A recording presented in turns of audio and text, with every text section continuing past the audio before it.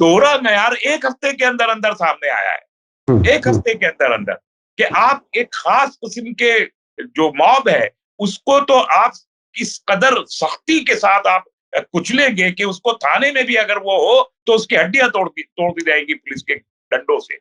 और यहाँ सड़क पे एक अनरूली मॉब हजारों लोगों का बढ़ता चला जा रहा है, सरकारी दुकान, सरकारी इमलाक को तबाह बर्बाद कर रहा है, जला रहा है। ये जो कौम की प्रॉपर्टी है, मुल्क की प्रॉपर्टी, उसको जला रहा है, तबाह बर्बाद कर रहा है, और आप कह रहे हैं कि भटके हुए बच्चे हैं।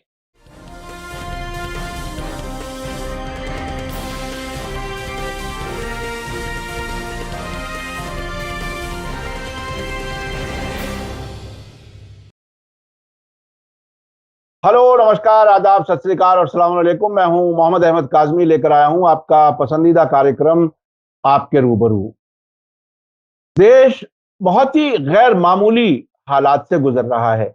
अभी कुछ दिन पहले पैगंबर मोहम्मद सल्लल्लाहु अलैहि वसल्लम की अहानत का सिलसिला था, नुपुर शर्मा और नवीन जिंदल के जरिए, और उसके बाद विदेशों से दबाव और वो सारी चीजें आपके सामने है। लेकिन उसके फौरन बाद हमारे मुल्क के उन जवानों की उम्मीदों पर पानी फिर गया जो मुल्क की खिदमत करना चाहते थे, जिन्हें ये यकीन होता है कि हम इस सर्विस के बीच में अपनी जान भी गंवा सकते हैं, देश के लिए कुर्बान हो सकते हैं। फौज में, एयरफोर्स में, नेवी में, इनमें जो लोग भर्ती के लिए तैयारियां कर रहे थे, उनको सरकार ने एक अजीब सूरत में डाल दिया, अग्निवीर और अग्निपथ की स्कीम का ऐलान करके। सिर्फ 4 साल के लिए भर्ती, उसके बाद रिटायरमेंट, और जब आप शादी करने चले कोई जवान, तो वो रिटायर होकर के शादी करने के लिए चले। ऐसी सूरत में पूरे देश में जो है वो बहुत गैर मामूली हालात हैं, बहुत सा नुकसान हो चुका है देश का, उसके बारे में बात करेंगे। और उसके अलावा जो नुपुर शर्मा के खिलाफ एफआईआर हो चुकी है, 2 स्टेट्स वेस्ट बंगाल और महाराष्ट्र की पुलिस उनकी गिरफ्तारी करना चाहती है, और वेस्ट बंगाल की असेंबली में एक रेजोल्यूशन भी पास हुआ है जिसमें ममता बनर्जी ने काफी सख्त जुमलों का इस्तेमाल किया है। उन्होंने कहा है कि आखिर गिरफ्तारी क्यों नहीं हो रही। तो ये और उससे अलावा जो भी हालात हैं उस पर बात करेंगे। मेरे साथ खास मेहमान हैं डॉक्टर तस्लीम रहमानी साहब, जो प्रेसिडेंट हैं मुस्लिम पॉलिटिकल काउंसिल ऑफ इंडिया के, और हमें हर हफ्ते वक्त दे देते हैं, उसके लिए बहुत शुक्रगुजार हैं। रहमानी साहब, आप बताइए कि ये जो जवानों के साथ जो कुछ हुआ है, और उसमें बड़ी तादाद में वो अंधभक्त भी हैं, रहे हैं, जिन्होंने इस हुकूमत को बनाने में बाकायदा काम किया है, अब वो लोग कहां खड़े हैं? क्या होगा देश का, क्या होगा? क्या देश की सिक्योरिटी ऐसी ही रह पाएगी ऐसे वक्त में जब चीन हमारी जमीनों पर कब्जा किए हुए है, पाकिस्तान अपनी जगह हमारा दुश्मन है? इन इन हालात में कोई फौजी आए, 4 साल की नौकरी करने के लिए 6 महीने तैयारी में लगा दे, 3.5 साल में वापस घर चला जाना है, आखिर क्या कुछ है? देश किस तरफ जा रहा है? आदाब। काजरी साहब, आपको याद होगा जब 2022 यूपी का इलेक्शन हो रहा था, तो यूपी में, खास तौर पर वेस्टर्न यूपी में, 2 इशू बहुत ही अहम थे जो उभर के सामने आए। और मेरा ख्याल है कि इससे पहले किसी इलेक्शन में बहैसियत इलेक्शन इशू ये बातें सामने नहीं आई। एक इशू था फौज की भर्ती का, जिसमें वेस्टर्न यूपी में जो किसान के बच्चे आमतौर पे फौज में जाया करते हैं, उन लोगों ने बहुत शिद्दत से ये बात कही थी कि हमारे बच्चों को नौकरियां नहीं मिल रही हैं, और ये बच्चों की उम्रें निकली चली जा रही हैं, और ये उम्र अब निकल गई तो ये तो सिर्फ खेती के ऊपर ही मुनहसर होकर रह जाएगा। ये एक बहुत बड़ी शिकायत थी। और दूसरी शिकायत थी स्प्रे एनिमल्स की, कि जो जानवर, आवारा जानवर घूमते हैं, वो फसलें खा जाते हैं। ये 2 डिमांड्स थी, और उसमें रूलिंग पार्टी ने ये तयक़ुन दिया था तमाम लोगों को कि हम दोनों मसाइल इलेक्शन जीतते ही हल कर देंगे। अब वो स्प्रे एनिमल्स का क्या हल किया है या क्या करेंगे तो अभी मालूम नहीं। लेकिन फौज के मामले में जो अचानक ये एक ऐलान आ गया कि हम 46,000 जवानों को 4 साल के कमीशन पर पोस्ट करेंगे, और 4 साल, अब उसके लिए जो तवक्को थी, यानी 2019 से लोगों ने अप्लाई किया हुआ है, कोरोना की वजह से 2 साल भर्तियां नहीं हुई, तो आज फौज में तकरीबन 1.25 लाख के करीब वैकेंसी है, आर्मी में 1.25 लाख वैकेंसी है। इसी पार्टी ने हमेशा कहा कि हम 2 करोड़ जॉब एनुअली देंगे, वो नहीं दे पाए हैं। 2 लाख सालाना भी जॉब नहीं दिए जा सके, बल्कि जहां पर लोग लगे हुए थे कारोबार पे, अपनी नौकरियों पे, वहां छटनी हुई है। और प्राइवेट ने और कॉर्पोरेट ने तो बहुत तेजी के साथ छटनी की है। सरकार ने जो जॉब्स निकाले हैं, आमतौर पर अब वो जॉब कॉन्ट्रेक्चुअल निकल रहे हैं, परमानेंट जॉब अब नहीं दिए जा रहे, बहुत ही कम है जो परमानेंट जॉब्स निकल रहे हैं। ऐसे में जिन्होंने 2019 में अप्लाई किया, उनके टेस्ट रिटिन भी हो गए, उनके फिजिकल भी हो गए, और वो सिर्फ रिजल्ट देखने का इंतजार कर रहे थे कि कब उनको पोस्टिंग मिलती है। वो भी इंतजार में थे, उनको भी इलेक्शन के वक्त में ये उम्मीद हुई कि अब शायद इलेक्शन के बाद हमको मिल जाएगा। लेकिन जो ऐलान हुआ उसमें ये कहा गया कि जितने लोगों ने पहले अप्लाई किया था वो सब कैंसिल, और अब नए सिरे से जो नई स्कीम अग्निपथ के नाम से आ रही है, इसमें उनको नए सिरे से अप्लाई करना होगा, और 2 साल उम्र का रिलैक्सेशन दे दिया। अब 4 साल के बाद देखिए, ये जो तरीका है आमतौर पर समझने की बात यह है कि बहुत सारे मुल्क दुनिया में ऐसे हैं कि जहां वो अपने नौजवानों को, अपने हर शहरी को 2 साल की कम से कम आर्मी सर्विस के लिए मैंडेटरी करते हैं कि 2 साल की आर्मी सर्विस होगी। लेकिन वो बहुत छोटे मुल्क हैं, और वो मुल्क अपनी फौज मेंटेन नहीं कर सकते, इसलिए हर शहरी को आर्मी की कुछ ना कुछ ट्रेनिंग दे के रखते हैं कि जरूरत के वक्त वो फौज की हैसियत में इस्तेमाल हो, जैसे इजराइल। आपको याद है इजराइल, या जैसे अभी यूक्रेन में हो रहा है। इसी तरह अमेरिका में जो सर्विस रूल्स हैं, वो भी 4-4 साल की सर्विसेज रखते हैं, उसके बाद वो हटा देते हैं। ये तकरीबन हमारा मुल्क उस पैटर्न को अपनाने जा रहा है, और ये समझा नहीं जा रहा कि इजराइल में या अमेरिका में और भारत में एक बहुत बड़ा डिफरेंस है। उनकी एक की आबादी 70-80 लाख है इजराइल की, दूसरे के अमेरिका की आबादी जो 33 करोड़ है, हम 140 करोड़ है।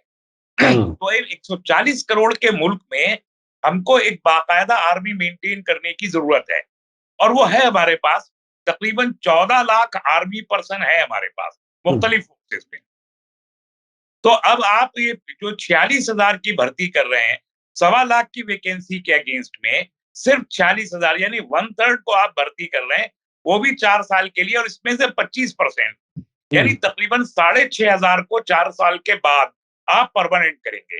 तो एक्चुअल नौकरी तो 6,500 को मिली है ना। अब ये जो 75% के करीब लोग हैं, जो 36,000, जो तकरीबन कितने 6,000 कम कर दीजिए, 40,000 के करीब लोग बाहर आएंगे। ये 40,000 जिन पर हमने इतना पैसा खर्च किया, ये टैक्स पेयर्स का पैसा है। हमारा आपका सबके पैसे से आर्मी की ट्रेनिंग दी जाती है। ये आर्मी के दौरान भी एक इनसिक्योरिटी के आलम में है। ये सरहद पे खड़ा हुआ बंदूक लेके भी अपने कैरियर को लेके इनसिक्योर है, अपनी फैमिली को लेके इनसिक्योर है, अपने फ्यूचर को लेके इनसिक्योर है। इतनी इनसिक्योरिटी के साथ में ये बॉर्डर पे बंदूक लेके खड़ा है। जो फैसिलिटीज आर्मी के लोगों को मिलती हैं, जो मेडिकल की फैसिलिटी है, पेंशन की फैसिलिटी है, ग्रेजुइटी है, रिटायरमेंट के बाद के वक्त एक अच्छी बड़ी रकम, वो सबसे दूर करके आपने कहा कि 24-25 साल की उम्र में तो रिटायर हो जाएगा आर्मी से, और अब इसके पास कोई फ्यूचर नहीं है, न इसके पास पेंशन है, न इसके पास फैमिली की कोई सुविधाएं हैं, न इसके पास मेडिकल है, कुछ भी नहीं है। ये अब खड़ा है अधर में, और अधर में किस बुनियाद पे खड़ा है कि सरकारों ने और स्टेट गवर्नमेंट्स ने और कॉर्पोरेट ने ये कहा है कि भाई आप ये जब निकल के आएगा तो चूंकि ट्रेन होगा, हम इसको अकोमोडेट कर सकते हैं। ये कोई जियो नहीं है, ये कोई ऑर्डिनेंस नहीं है, ये कोई कानून नहीं है। मैं ये कहता हूं जो पिछले जो बातें हमारी सरकार के बड़े लोग करते रहे, ये जुमले हैं। मुझे याद है पिछले 3-4-5 दिन में जो कुछ मिनिस्ट्रियों ने, अलग अलग मिनिस्ट्रियों की तरफ से बयान आए हैं कि हम भी आपको प्रायोरिटी देंगे, हम भी आपको प्रायोरिटी देंगे। ऐसा लग रहा है जैसे सरकार इसमें घिरा हुआ महसूस करके अपने अलग अलग मिनिस्ट्रियों से ये बात कहलवा रही है, ताकि किसी तरह से यकीन आ जाए, ठंडे हो जाएं और ये किसी तरह से मान लें। और अब वो कहते हैं कि भर्ती भी हम बहुत जल्दी शुरू करने वाले हैं। तो ऐसी शुरू हो गई, हाँ, आज से शुरू हो गया। तो ये जो शुरू हुआ, आपको क्या लगता है अच्छा, इसमें भी वो कह रहे हैं कि आपको अपना एक एफिडेविट देना होगा ये बताने के लिए कि हम इस हंगामे में शरीक नहीं थे, हमने कोई तोड़फोड़ नहीं की, वगैरह वगैरह। तो क्या आपको लगता है कि ये भर्ती शुरू करने से वाकई इशू दब जाएगा या ये आगे बढ़ेगा? क्या किसान आंदोलन की तरह से, किसान कानूनों की तरह से वापसी इसमें होगी? क्या कुछ लग रहा है आपको? देखिए, 14 जून से आज 20 जून तक 6 दिन में 2 मर्तबा अमेंडमेंट किए गए हैं अग्निपथ के उसूलों में। और मुतालबा आज भी जारी था, भारत बंद था, और आज दिल्ली और एनसीआर और अतराफ में जो हुआ कि तमाम 40-40 किलोमीटर तक ट्रैफिक जाम था। इतना था कि इधर नोएडा और गुड़गांव के बॉर्डर्स पर जाने की जगह ही नहीं थी कई कई किलोमीटर तक। और तमाम पॉलिटिकल पार्टीज ने इसकी मुखालफत की है। तकरीबन तमाम पॉलिटिकल पार्टीज ने इसकी मुखालफत की है। तमाम नौजवान सड़क पे हजारों की तादाद में, 600 ट्रेन कैंसिल हुई हैं, 600 ट्रेन, 200 करोड़ का नुकसान हो चुका है, ट्रेन, बसें और गवर्नमेंट प्रॉपर्टीज जल चुकी हैं, 200 करोड़। इसके अलावा जो करोड़ों रुपए रोज का नुकसान हो रहा है 600 ट्रेन के न चलने की वजह से। फ्रेट जो ट्रेन हैं, जो माल बरदार गाड़ियां हैं, उनके वो भी नहीं चल रही, तो माल इधर से उधर नहीं जा रहा। तो कितना बड़ा ये एक इशू है जिसे हम छोटा सा बना के पेश कर रहे हैं। तो इससे तो ये नहीं लगता कि सरकार समझा पा रही है इस स्कीम के जितने फायदे हैं। अब जितनी मिनिस्ट्रीज या कॉर्पोरेट के लोगों ने भी आज ये बात कही है कि हम भी अकोमोडेट करेंगे, तो इस सबसे के सिर्फ ऐलानात हैं। इसका कोई बाकायदा गवर्नमेंट नोटिफिकेशन नहीं है कि हम ये 10% देंगे या जो भी है। या डिफेंस मिनिस्टर साहब ने कहा कि हम 16 जो आर्मी के हमारे पैरामिलिट्री के रिक्रूटमेंट है उनमें, इसका कोई नोटिफिकेशन तो नहीं है स्टेट नहीं। अगर देखिए, अगर आज नोटिफिकेशन भी हो जाए, इस सरकार को अपने नोटिफिकेशन को वापस लेने में कितनी देर लगती है? अगर आज नोटिफिकेशन भी कर ले, 4 साल बाद अमल होगा नहीं होगा, कौन गारंटी देगा? जी, और 4 साल के बाद ये सरकार भी होगी या नहीं होगी, इसकी भी गारंटी नहीं है। बिल्कुल बिल्कुल तो बिल्कुल। ये तो बहुत सारा ये कंफ्यूजन है जो इसको लेकर आ रहा है। दूसरी बात ये मैं जो कहना चाहता हूं, ये सरकार लार्जर स्केल पे जो पब्लिक अनाउंसमेंट करती है, पब्लिक स्कीम्स लाती है, उनमें से किसी पर भी अवाम को शरह सदर नहीं हुआ। और आखिरकार साबित हुआ कि अवाम के जो अंदेशे थे वो सही साबित हुए। मसलन डिमोनेटाइजेशन एक अवामी फैसला था, अवाम के लिए किया गया सरकारी फैसला था। और उसमें उस वक्त जो अंदेशे जाहिर किए गए, तो सरकार कहती रही कि नहीं, आप समझ नहीं रहे हैं, और आप बरकला रहे हैं, आप उकसा रहे हैं, आप भड़का रहे हैं। और हजारों, मतलब एक जुमले ने वजीर आजम के सैकड़ों करोड़, हजारों करोड़ रुपए की दौलत को गुल की और एक कागज के टुकड़े में बदल दिया। और उस पर ऐतराजात हुए। नतीजा क्या निकला? 500 के नोट की सूरत बदली खाली।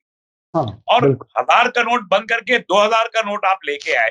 वो 2000 का नोट भी मार्केट में अब नहीं चल रहा है। बहुत थोड़ी तादाद में 2000 करोड़, सारा काम 500 के नोट पे चल रहा है। आप कह रहे थे टेररिज्म बंद हो जाएगा, वो बंद नहीं हुआ। कश्मीर में रोजाना हमारी हलाकतें हो रही है, क्रॉस बॉर्डर टेररिज्म बढ़ रहा है। आप कह रहे थे कि जाली नोट बंद हो जाएंगे, वो जाली नोट भी अभी तक बंद नहीं हुए हैं। बंद नहीं हुआ। पहले के रेशो से कहीं ज्यादा बताया जा रहा है, 100% ज्यादा है।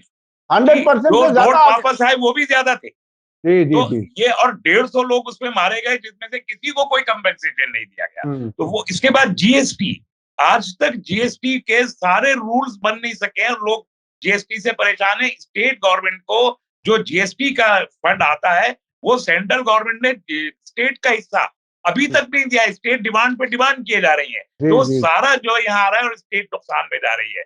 उसके बाद आप सीएए लेकर आए, आपने कहा कि एनआरसी लेके आएंगे, और एनआरसी को आप आज तक ला नहीं सके।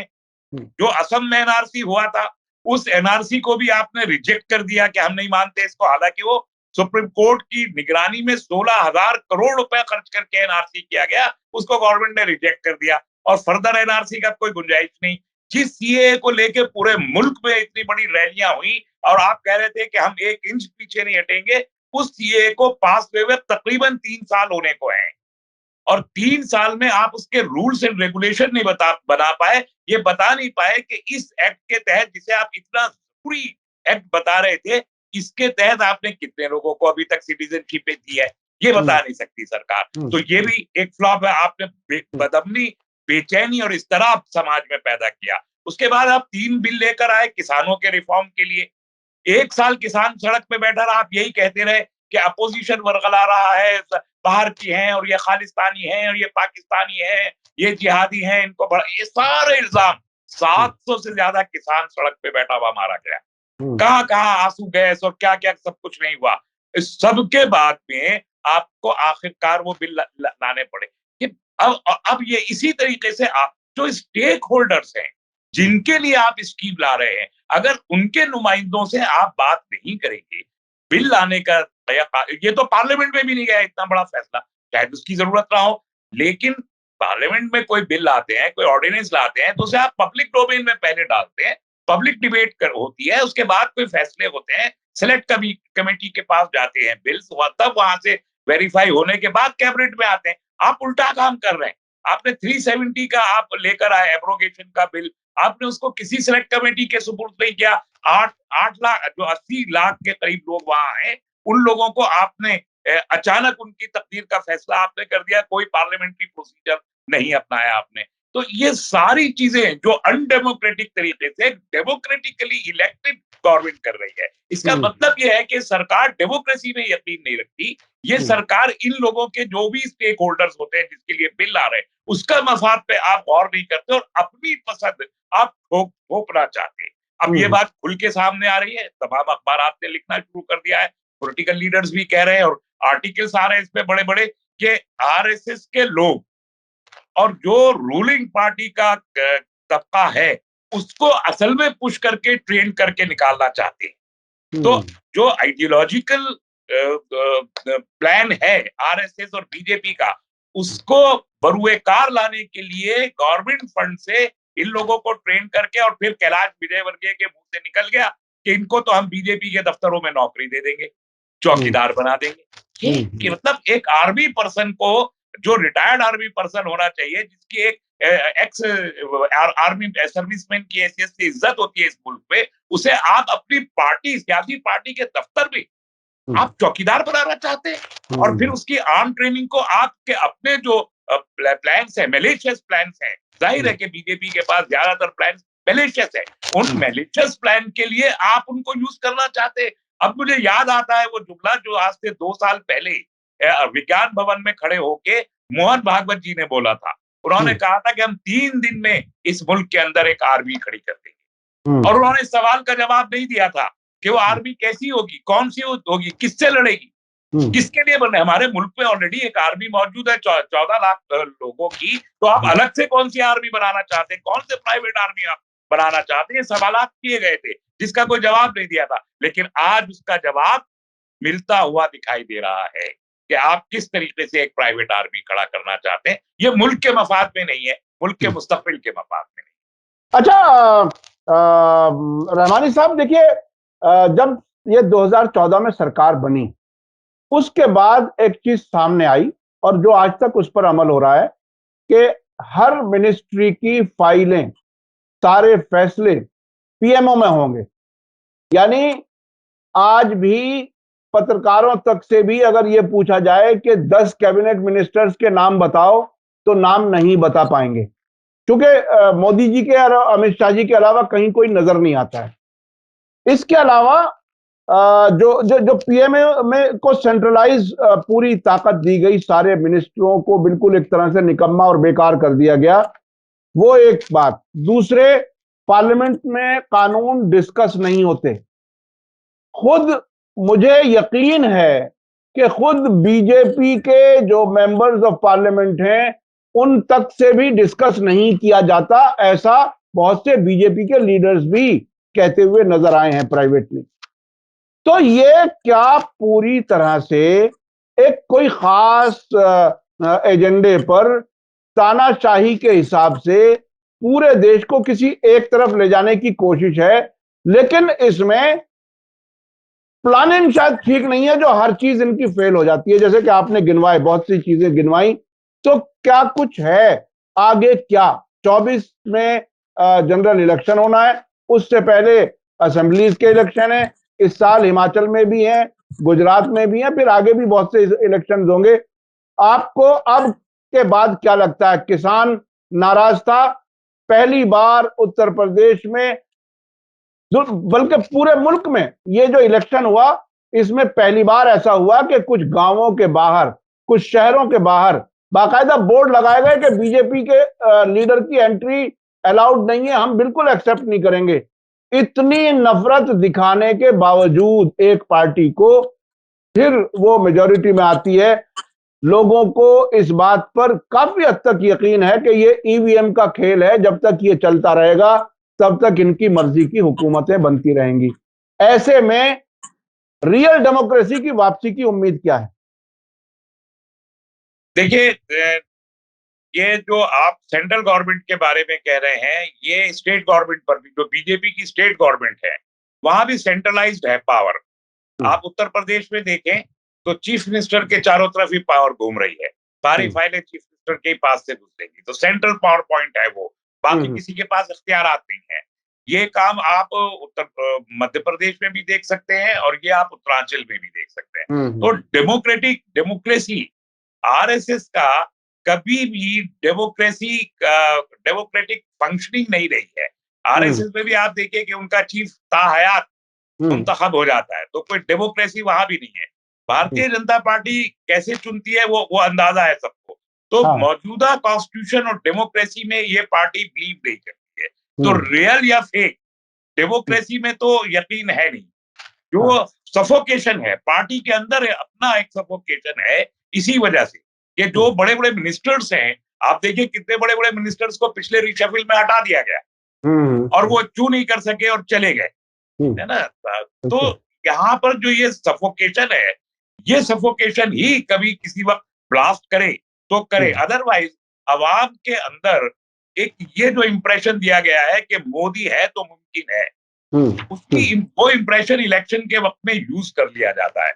आपको यूपी इलेक्शन का रिजल्ट मालूम है, यूपी के इलेक्शन में एडमिनिस्ट्रेशन का किस तरह मिसयूज हुआ है। आप अंदाजा कर सकते हैं कि 80 सीटों पर वहां बीजेपी नहीं जीत रही थी और जबरदस्ती उनको जिताया गया। ईवीएम का जो भी इस्तेमाल किया हो, लेकिन एडमिनिस्ट्रेशन का ये मिसयूज किया। तो ये मिसयूज बताता है कि पार्टी में ना तो पार्टी के अंदर डेमोक्रेसी है और ना सरकार को डेमोक्रेसी की तरफ ले जाना है। तो जब तानाशाही हो, तो वो तानाशाही का मतलब होता है कि आप उस एक मुल्क को एक मखसूस रंग में रंगना चाहते हैं, और ये आरएसएस ने हमेशा कहा है, खुल के कहा है, कभी छुपाया नहीं है उसको कि हम मुल्क को एक रंग में रंगना चाहते हैं। तो आज आर्मी को भी आप देखिए, जो आर्मी से बड़े लोग निकलते हैं, वो उनका रुख कहाँ होता है? अगर वो पॉलिटिक्स ज्वाइन करना चाहते हैं तो सीधे बीजेपी पे जाते हैं और मिनिस्टर बनते हैं, एमपी बनते हैं, उनको टिकट दिए जाते हैं और उनकी बड़ी इज्जत से बीजेपी में उनको समो लिया जाता है। अब ये बाकायदा ये जो अग्निवीर आएंगे, वो भी बीजेपी का रुख करेंगे, अक्सर लोग उसमें से बीजेपी का रुख करेंगे। तो ये बीजेपी अपने आप को अभी तक अनडेमोक्रेटिक थी, अब मुझे ये लगता है कि ये बीजेपी अपने आप को मिलिटराइज करना चाहती है, अपनी अस्करी कुव्वत को बढ़ाना चाहती है भारतीय जनता पार्टी इसकी स्कीमों के। जाहिर है यही वो रीजन है कि आज ना इस नौजवान को अपना मुस्तकबिल में कुछ दिखाई दे रहा है, ना आमतौर पर मुल्क में लोगों को अपने फ्यूचर के बारे में कुछ अंदाजा है कि हमारे क्या कैरियर होंगे, हम कहाँ जाएंगे, आने वाला वक्त कैसा होगा। एक अनसर्टेनिटी की कैफियत से पूरा मुल्क गुजर रहा है, इसलिए कि ये सरकार डेमोक्रेसी में यकीन नहीं रखती। ये बहुत ही खतरनाक सूरत हाल है। कैसे वापस नॉर्मल उस पर जाएगी, ट्रैक पर आएगी, बहरहाल सभी को इस बात की फिक्र है। अच्छा, अभी मैं चलता हूं वापस, वो नुपुर शर्मा वाला जो मामला है, उसमें दो स्टेट्स में जो पुलिस ने कुछ कार्रवाई की है, नोटिस भेजा है, और हर स्टेट को अपनी पुलिस का इख्तियार होता है, स्टेट गवर्नमेंट को, और वो मुल्क में किसी भी हिस्से में जाकर के गिरफ्तार कर सकती है और वो लोकल पुलिस से कोऑपरेशन मांगती है। इसमें अभी तक क्या कुछ हो रहा है, और ये वेस्ट बंगाल से जो आवाज आ रही है, क्या वो वाकई किसी लॉजिकल एंड तक ले जाने का में कोई मदद करेगी? बीजेपी कब तक नुपुर शर्मा को बचाएगी? क्या कुछ लगता है आप? देखिए, ये साफ जाहिर हो गया कि जो इक़दाम भारतीय जनता पार्टी ने किए नुपुर के सिलसिले में, वो आलमी दबाव के तहत थे और टेम्परेरी डिसीजंस थे, ये अब जाहिर होने लगा। अब देखिए, ये कहा जा रहा है कि 5 दिन 6 दिन तक महाराष्ट्र की पुलिस दिल्ली में रही नूपुर को तलाश करने के लिए। नूपुर ने शुरू के ही जमाने में ये कहा कि मेरी जान को खतरा है और मुझे सिक्योरिटी दी जाए, और दिल्ली पुलिस ने ऐलान किया कि हम सिक्योरिटी दे रहे हैं। तो सिक्योरिटी तो अभी भी दी हुई होगी, सिक्योरिटी के देने का ऐलान तो हुआ, विथड्रॉवल का तो कोई बात आई नहीं है। इसका मतलब अभी तक सिक्योरिटी दी गई है। सिक्योरिटी दी गई है, दिल्ली पुलिस की तरफ से दी गई है, तो जाहिर है कि एक ही नौजवान तो नहीं होंगे ना, एक ही किस्म के, उनकी ड्यूटीज भी बदलती होंगी। किसकी पोस्टिंग दी है वो भी मालूम होगा। तो इसका मतलब दिल्ली पुलिस के इल्म में होना चाहिए टेक्निकली कि नूपुर शर्मा का लोकेशन क्या है, because they have provided security to her, है ना। इसके बावजूद दिल्ली पुलिस ने महाराष्ट्र पुलिस से कहा कि हमको नहीं मालूम उसका वेयर अबाउट कहाँ है। तो सीधे सीधे ये बचाने की एक कोशिश है। अब अगर वेस्ट बंगाल पुलिस भी यहाँ आ जाए और वो पूछे तो उसको भी यही कहा जाएगा कि हमें मालूम नहीं वो कहाँ है। तो ये दिल्ली पुलिस हमारी सेंट्रल होम मिनिस्ट्री के अंडर में है, सीधे सीधे। तो ये यानी पुलिस मरकजी सरकार के इशारे पे चल रही है और मरकजी सरकार बचा रही है। तो ये कब तक बचाएंगे इसका अंदाजा नहीं, लेकिन बचा रहे हैं, ये बात बिल्कुल जाहिर है कि बचाया जा रहा है। तो क्यों बचाया जा रहा है? अगर आप एक ट्वीट करने वाले को जो इनके खिलाफ ट्वीट करता है, उसको फौरी 24 घंटे के अंदर गिरफ्तार कर सकते हैं विदाउट एन FIR। अब फोटो कॉग्निजेंस लेके भी लोगों को गिरफ्तार कर रहे हैं और इसके अलावा मुल्क में कई जगहों पर गिरफ्तारियां हुई। तो फिर ये क्यों हो रहा है? मैंने पिछले हफ्ते भी कहा था और बार बार मैं कहूंगा, इंसाफ के 2 पैमाने अमन बरकरार नहीं रख सकते। इंसाफ का एक ही पैमाना हो सकता है और हुकूमतें अगर मुनसिफ ना हो तो वो अपने दायरे इख्तियार में इंसाफ कायम नहीं कर सकती। आप देखिए कि पिछले जुमे को यानी 10 जून के जुमे को प्रोटेस्ट हुए थे, सिर्फ 1 या 2 जगहों पर तशद्दुद हुआ। तशद्दुद में भी गाड़ियां जलाई गई। जो 2 नौजवान शहीद हुए वो पुलिस की गोली में हुए, अवामी किसी तनाजे में शहीद नहीं हुए, पुलिस की बहरास्त गोली से वो 2 नौजवान शहीद हुए। इसके अलावा कई जख्मी वहीं पे जख्मी भी हुए, झारखंड में कहीं और जख्मी। जहां पुलिस की बर्बरता थी वहां जख्मी भी हुए, शहीद भी हुए। जहां पुलिस की बर्बरता नहीं थी वहां पर तोड़ फोड़ इन मुजाहिमतकारों ने की, इन एहतजाज करने वालों की, और उसमें भी कौन लोग शरीक थे वो पता नहीं। लेकिन वहां आपने गैंगस्टर एक्ट लगा दिए, NSA लगा दिया, मकानों को बुलडोज करने लगे, फोटो लगा दिया आपने उनके चौराहों के ऊपर। और अब जबकि इतना बड़ा मैंने बताया 200 करोड़ का नुकसान हो गया, दर्जनों ट्रेन पूरी की पूरी जला के खाक कर दी गई, बसें जला दी गई, सरकारी अमलाक को तबाह बर्बाद कर दिया गया। हजारों नौजवान मुख्तलिफ शहरों में 7-8 रियासतों में सड़कों पर आ गया। और आज भी सड़क पे आप बनारस के हमारे SP साहब कहते हैं कि भटके हुए बच्चे हैं, इनको समझाने की। तो वो भी तो भटके हुए लोग नहीं थे। तो ये दोहरा मयार 1 हफ्ते के अंदर अंदर सामने आया है, 1 हफ्ते के अंदर अंदर, कि आप एक खास किस्म के जो मॉब है उसको तो आप इस कदर सख्ती के साथ आप कुचलेंगे कि उसको थाने में भी अगर वो हो तो उसकी हड्डियां तोड़ दी जाएंगी पुलिस के डंडों से। और यहाँ सड़क पे एक अनरूली मॉब हजारों लोगों का बढ़ता चला जा रहा है, सरकारी दुकान, सरकारी इमलाक को तबाह बर्बाद कर रहा है, जला रहा है। ये जो कौम की प्रॉपर्टी है, मुल्क की प्रॉपर्टी, उसको जला रहा है, तबाह बर्बाद कर रहा है, और आप कह रहे हैं कि भटके हुए बच्चे हैं। तो ये जो दोहरा मयार है, ये मयार इस मुल्क में मजीद गैर यकीनी की सूरत हाल पैदा कर रहा है और एक तबके को ये मैसेज दे रहा है कि आप इस मुल्क में आप महफूज नहीं रह पाएंगे। ये मैसेज हो रही जो बहुत गलत है। इस मुल्क मुसलमानों का मसला नहीं है, पूरे मुल्क का मसला है। और मुल्क में वो जो गैर मुस्लिम हजरात, जो इंसाफ पसंद लोग हैं, जो डेमोक्रेसी में यकीन रखने वाले लोग हैं, वो भी इसे पूरी तशवीश की नजरों से देख रहे हैं कि आखिर ये मुल्क किधर जा रहा है। बहुत बहुत शुक्रिया डॉक्टर तस्लीम रहमानी साहब। आपने ये जो बात खास तौर पर कही कि कानून का दोहरा मेयार जो है वो अमन कायम नहीं कर सकता, जिस तरह से बुलडोजर का इस्तेमाल सेलेक्टिव नजर आया और अब कहीं नजर नहीं आ रहा, बुलडोजर का कोई जिक्र तक नहीं कर रहा है। ये बहरहाल बहुत ही तशवीश की बात है। इसके अलावा जो आपने बताया कि ये आरएसएस और बीजेपी जो है वो अपनी प्राइवेट आर्मी शायद बनाने की तैयारी कर रही है, मिलिटराइज कर रही है। तो आने वाले वक्त में बहुत से लोग इस बात पर आशंका जता रहे हैं, उन्हें शक है कि कोई सिविल वार जैसी हालत बनाने में इनको मदद मिले, ऐसे ट्रेंड लोग इनको मिल जाएं, वो उसकी तैयारी है। अगर ऐसा कुछ है तो मुल्क के लिए बहुत ही खतरनाक ये इशारे हैं। और जैसा कि आपने बताया कि बहुत ही गैर यकीनी हालत से लोग जिंदगी गुजारने पर मजबूर हैं। हमारी उम्मीद है कि देश में किसी तरह से नॉर्मल हालात हो जाएं, लेकिन बगैर सरकार की मदद के, बगैर सरकार के अच्छे इरादे और अच्छी नीयत के ये मुमकिन होता नजर नहीं आ रहा। लेकिन अवाम में आज भी दोनों तरफ, हिंदू मुसलमान सभी मजहब के लोग, आम तौर पर कोई ऐसी ना नफरत है। ये कहीं जो नफरत की कोशिश की जाती है वो बार बार फेल भी इसीलिए होती है कि एक लंबे अरसे से एक साथ रहते आए हैं। इस मुल्क की खूबसूरती ही यही बताई जाती थी पूरी दुनिया में, पहचान यही थी कि सभी मज़ाहिब के लोग, मुख्तलिफ जबानों के लोग एक साथ रहते हैं अमन के साथ, और यही हमारा तुर्रे इम्तियाज था, यही हमारी पहचान थी। इसी को खत्म करने की कोशिश हो रही है और अफसोसनाक ये है कि उसमें सरकार का हाथ नजर आ रहा है बाकायदा। बहुत बहुत शुक्रिया डॉक्टर तस्लीम रहमानी साहब, आपने वक्त दिया। मैं अपने दर्शकों से बताऊं कि ये इस किस्म के जो डिबेट हम लाते हैं आप तक, बल्कि डिस्कशन कहें, इंटरव्यू कहें,